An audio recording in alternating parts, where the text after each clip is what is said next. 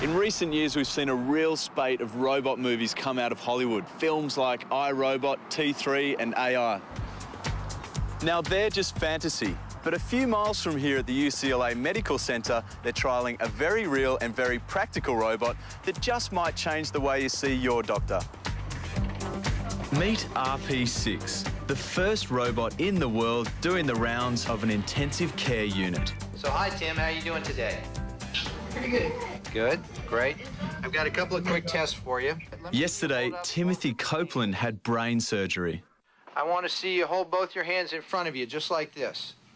Today, neurosurgeon Neil Martin can check on Timothy's recovery, even though he's 30 kilometres away. It looks like you're doing great as far as I'm concerned. From anywhere in the world with the high-speed internet connection, Dr. Martin can drive the robot through the wards by remote control and see, hear and talk to his patients. Hi. Good morning. Good morning. In this day and age, we all want to be in two places at once, and now I really can do that. I'm just going to zoom in a little bit and take a look at your incision here.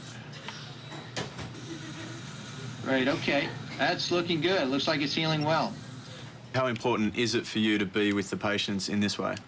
Well, you know, we found that if you can respond to a crisis or a critical page immediately, within 5 minutes or less, we can abort problems, serious problems, before they develop into a real disaster. Dr. Martin has all the patient's data on his computer screen.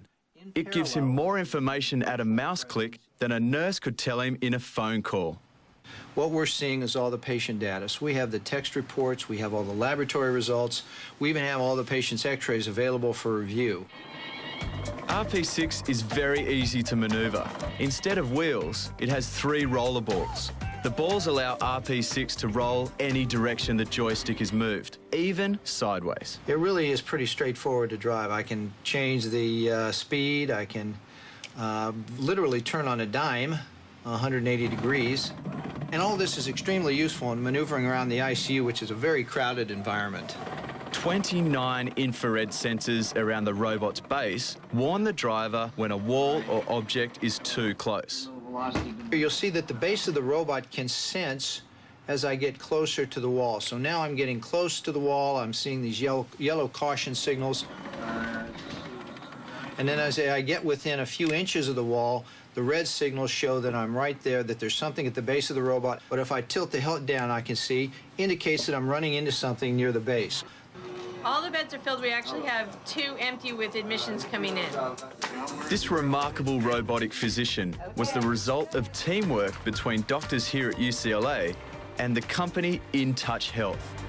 The RP6 was designed by Dr. Yulin Wang from InTouch Health. Dr. Wang can't be here in person to explain it, but thanks to my mate here, that's not a problem. Good morning. Using RP6, I can talk to Dr. Wang in his office 300 kilometres away. This is not a doctor replacement. This is a doctor extender.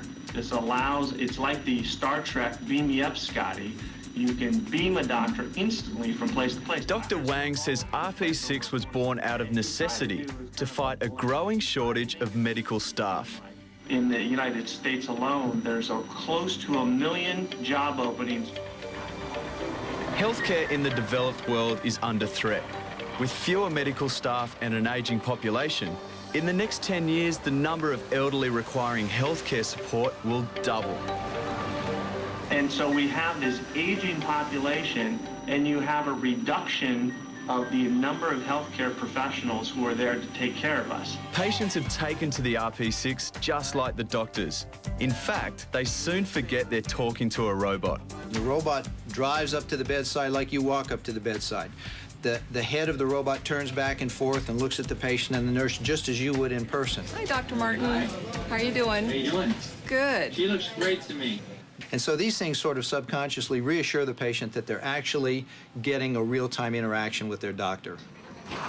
Just like that. Lift your hands up off the bed.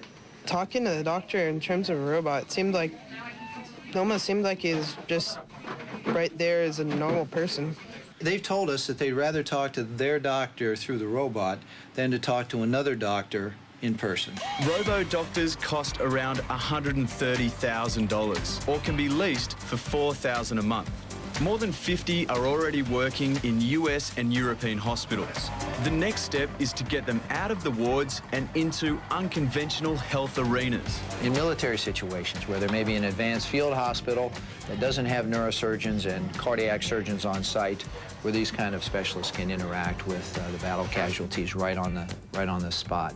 In the future, International Space Station, the mission to Mars, I don't know, but I think that this kind of ability to act and render care and make decisions at a remote location, I think, has a tremendous utility in the future.